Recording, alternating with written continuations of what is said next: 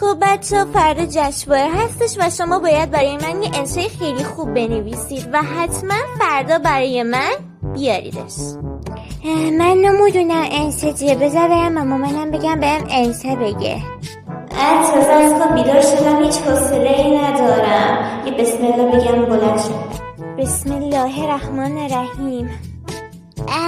این فقط برای اول انسه خوبه تا برم پیش بابا. بابا بهم انسه بگو. بچه چیکار میکنی؟ انسه بگو بابا. انسه برو گم شو. انگار بابام داره دوام میکنه، پس منم مینویسم. نگران نباش، خودم حلش میکنم. تو برو پیش جیهاب بهت بگه. خب بریم. اوکی. جیهاب تو رو خدای انسه درست حسابی بگو.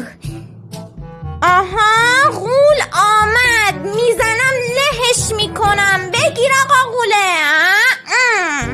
وا فاز جیهاب چیست؟ اصلا همینو مینویسم میرم پیش روزی. تو میدونی که هرجا میخوای برو، ولی من دنباله نمیام. دنباله نمیام. هرجا خواستی برو ولی من نمیام. نه فکر کنم منظور روزی رو فهمیدم. میگه که بنویس تو برو من نمیام. اوکی.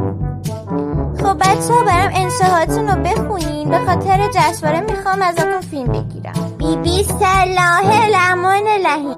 بچه ها براش دست بزنین. اول انشاش نوشته بسم الله الرحمن الرحیم. گمشا بالاخره مدیر کیم جیسو هم اومد. غول آمد. وای یعنی من واقعا خیلی چاقم. بچه خیلی بیادب شدی، زود باش بریم دفتر مدیر. تو بالا من نمیام. تو بالا من نمیام.